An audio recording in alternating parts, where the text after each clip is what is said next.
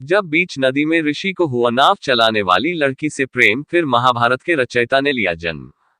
नमस्कार दोस्तों, एक बार फिर आपका स्वागत है आप सभी का अपने YouTube चैनल आजकल टीवी 1 पर। दोस्तों, ये पौराणिक कहानियां केवल शैक्षिक उद्देश्यों के लिए है। दोस्तों, अगर वीडियो अच्छी लगे तो लाइक, शेयर और सब्सक्राइब जरूर करें। दोस्तों, चलो वीडियो शुरू करते हैं। दोस्तों, महाभारत के रचयिता महर्षि वेद व्यास के जन्म की कहानी। कैसे ऋषि पराशर और नाव चलाने वाली सत्यवती के बीच संबंध बने और उन्होंने एक महापुरुष को जन्म दिया। यहाँ पढ़े महाभारत की अनोखी कहानी। महाभारत काल के कई अनोखी घटनाएं हुई जिससे पूरा इतिहास बदल गया। महाभारत की कई कहानियां हम बचपन से सुनते आ रहे हैं। यहाँ आपको एक ऋषि और नाव चलाने वाली एक लड़की की प्रेम कहानी के बारे में बता रहे हैं, जिन्हें यमुना के बीच में प्रेम हुआ। फिर दोनों ने एक ऐसे महान व्यक्ति को जन्म दिया जो आगे जाकर महाभारत के रचयिता बने। पढ़िए ऋषि पराशर और सत्यवती की कहानी। ऋषि पराशर महान ऋषि वशिष्ठ के पौत्र और शक्ति मुनि एवं अद्यशंति के पुत्र थे। ऋषि पराशर के पास दिव्य और अलौकिक शक्ति थी। उन्होंने वैदिक ज्योतिष की रचना की। उन्होंने कई खूंखार राक्षसों को मार गिराया। कौन थी सत्यवती? दोस्तों, सत्यवती को एक अप्सरा ने जन्म दिया था।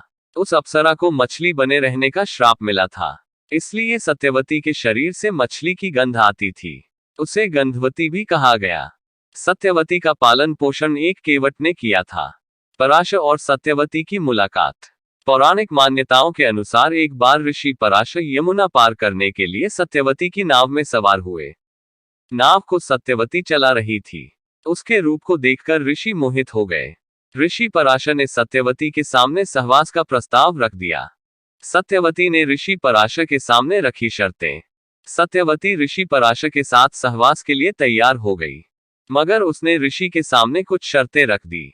सत्यवती ने कहा कि अगर ऋषि इन शर्तों को पूरा करते हैं तो वह उनके साथ सहवास के लिए तैयार है।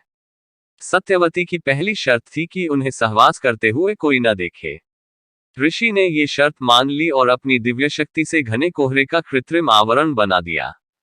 सत्यवती ने फिर कहा कि उसकी कौमार्यता किसी भी हालत में भंग नहीं होनी चाहिए। ऋषि ने आश्वासन दिया कि सहवास के बाद उसकी कौमार्यता वापस आ जाएगी। दोस्तों, सत्यवती ने ऋषि पराशर के सामने एक और शर्त रखी। उसने कहा कि अगर ऋषि उन्हें मछली जैसी बदबू से मुक्त करेंगे तो ही वह उनके साथ सहवास करेगी।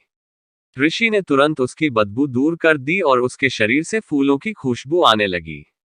वेद व्यास का जन्म। इस तरह ऋषि पराशर और सत्यवती के बीच सहवास हुआ। सत्यवती ने फिर एक पुत्र को जन्म दिया। वही आगे जाकर महर्षि वेद व्यास के नाम से विख्यात हुआ। वेद व्यास ने ही महाभारत की रचना की। कहते हैं कि सत्यवती का वो पुत्र जन्म के तुरंत बाद ही बड़ा हो गया और फिर सुनसान द्वीप पर तपस्या करने चला गया।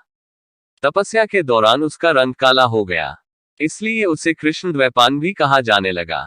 द्वैपायन उस द्वीप का नाम था। बाद में कृष्ण द्वैपायन ने वेदों का वर्णन किया, इसलिए वे वेद व्यास के नाम से विख्यात हुए।